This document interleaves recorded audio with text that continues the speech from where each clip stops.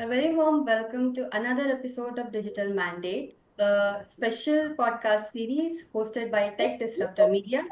And it's a series where we invite all the senior tech leaders and have a conversation about what they are doing in the tech space. Today, we are joined by Nitin Dhingra, CTO of Indira IVF Group, a visionary leader who's superheaded digital transformation across manufacturing, FMCG, and now healthcare. Thanks, Pranita. Quite humble to be here, and thanks for the introduction. Healthcare is often seen as complex, regulated space. So, what unique technological or operational challenges have you faced, and how does your approach differ from other industries? Thanks. First of all, from connected vehicles to connected minds, the story has been very exciting for me across the domains that you mentioned, and every domain has their own unique playbook of digital and the challenges that it brings in. For example, automobile industry, which is a B2B2C industry, is having all the dots that needs to be connected very well seamlessly across R&D, supply chain, manufacturing, services, and many other things. Now, FMCD is growing in terms of its digital penetration. It's primarily a B2B company which focuses on distribution mainly. Now comes the healthcare, which is primarily a B2C company. You see hospitals, single specialty, multi specialty, they are directly connected with the end customers. So it's a B2C organization, and the focus is on customer experience. You rightly mentioned on the compliance and the norms which are there from the cybersecurity side and many other factors. So the key challenges here are, I'll just list a few of them. First and foremost, you already mentioned, is on data privacy. In our case, it's assisted reproductive treatment (ART) compliance for the data privacy of the customers who gets engaged with us, and then there are compliance norms as well. Second is, where we have a lot of medical devices, they are growing in their technology as well. Our systems, which is either electronic medical records or RHIS or other systems, they need to be integrated and work seamlessly with them. So their upgrade in technology has to be complemented by our efforts to match the pace and give these optimum solutions. Your expertise in data driven decision making and platforms like HIS and EMR, how is Indra IVF leveraging AI analytics automation to enhance both patient outcomes and operational efficiency? I think it's an extent to what you said. Correct. See, first and foremost, let's come to the basics. First, it's all garbage in, garbage out, and probably with tools like GenAI, we can say it's garbage in and a little value output, not exactly garbage output, but still, first thing is to set our basics correct, which is to make the data clean, uniform, and the governance of the data has to be seamless. Then only you set a platform for the next level, which is all the things that you mentioned. So for us, we have generated all the data in a data lake, which means all our enterprise application or the satellite applications are not directly communicating for the database decisions. However, the data comes to a central repository, which is a data lake, and only the meaningful data that we want, we are extracting. Then comes the next layer. So what we have done is created a Indra AI platform. Now this connects seamlessly to our data lake, also to some of the third party applications on AI, Gen AI, the LLM models, and some of the other tools like intelligent document processing or intelligent automations. And then from there, as per the use case, it gets connected to our applications to give the front end experience.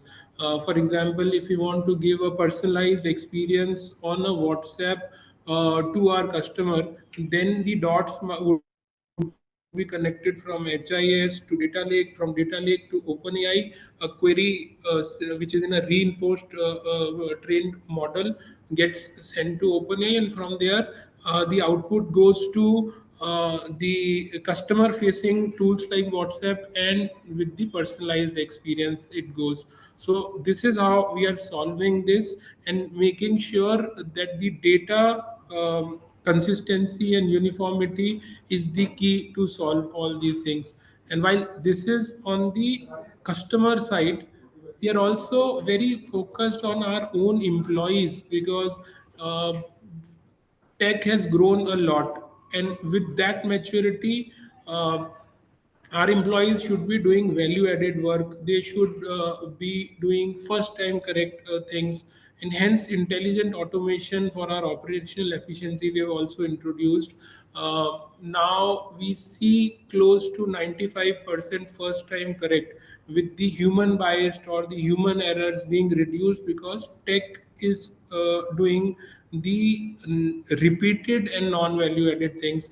And hence when we were also checking it, we found around 55% of the time an employee is spending more on value added things rather than the repeated tasks. And tools like UiPath for RPA automation, these are the ones who help us, coupled with more intelligent document processing, like OCR reading of the POs and the invoices, and then doing a check and taking the decisions. Similarly, many other tools which are used are creating the efficiency, but all of it goes back to the core focus that first and foremost data has to be clean, hygiened properly, massaged properly, and then taken for decision making.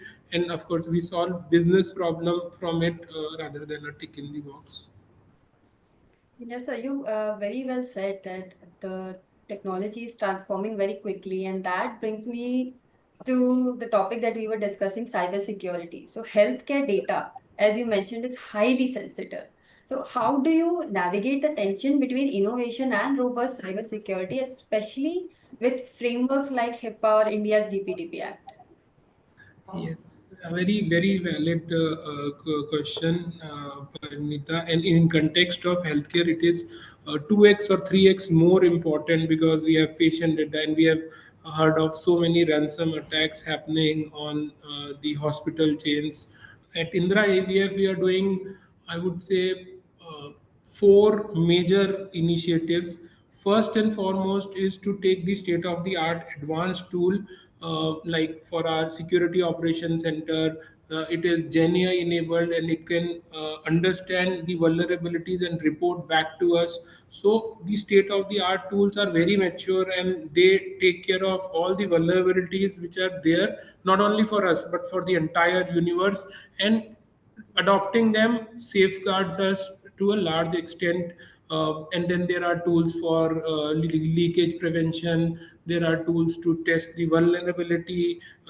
There are tools to even act as a hacker and just see if there are possible threats to us, and we can solve it beforehand.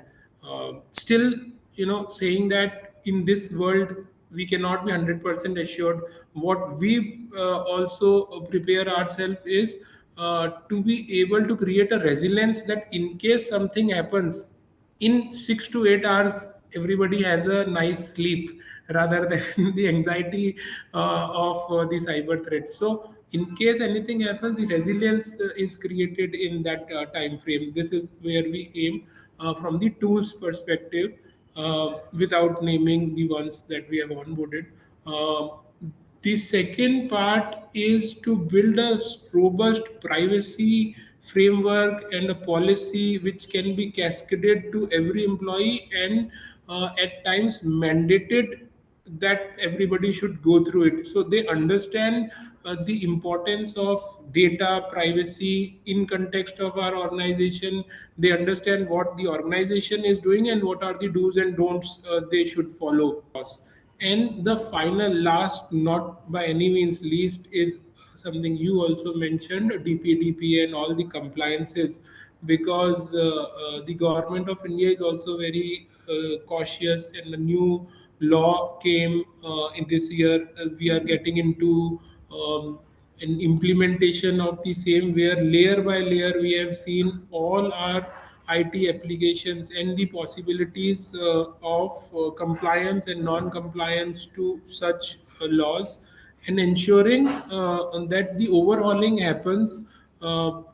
Either it is through business process reengineering. At times, you need to change the processes. For example, at reception, if the receptionist is asking for the details KYC of a person, the consent also needs to be created. So we were Hmm. already very compliant when we created all our systems, and now looking from the lens of DPDPA and the other factors, has also brought a lot of robustness in the cyber security posture and the framework.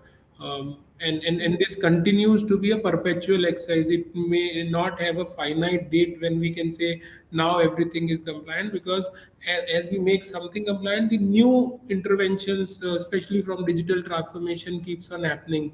So it's a perpetual thing, and collective of all these core four things, like I said, we are building the cyber security framework. Yes, sir. So, talking about continuous interventions, looking at which emerging technology, like for example, Gen AI or IoT, edge computing, do you believe will be the most transformative for healthcare delivery and patient experience? So, again, let's go to the basics first. The Mhm. basics say that business problem needs to be solved.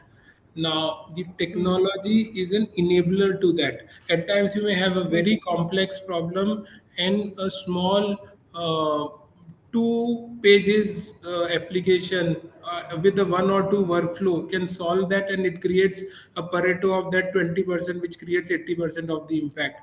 And in that, an Mm. emerging technology may not be a disruptor, tech being Mm. just an enabler. Similarly, for Mm. emerging technologies, or I should correct myself, they are no longer emerging; they are present. It's not the future; it's the present for all of us.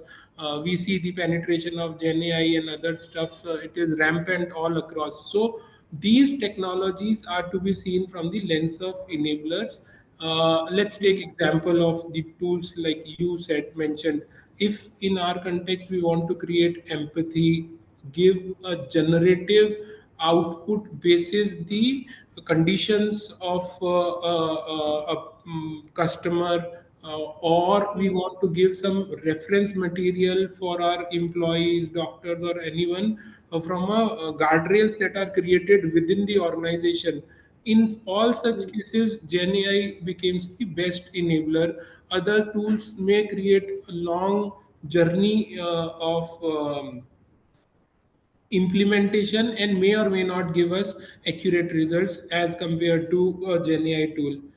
For our medical Mm. equipments, which are all across our centers, we want to, let's say, check their health at a remote location, or our IT infrastructure across all clinics, their health has to be seen, whether they are operational or what are the kind of issues that needs to be troubleshooted sitting at a remote location. Then IoT becomes the best enabler.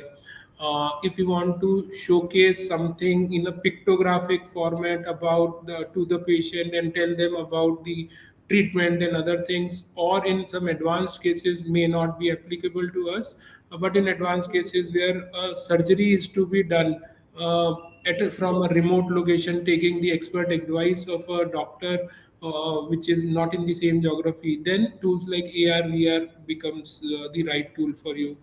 No, thank you, Nitin, for your very valuable insight in blending innovation with execution in healthcare. I mean, it's invaluable. And thank you again for sharing your vision with Digital Mandate. I really, truly appreciate your presence.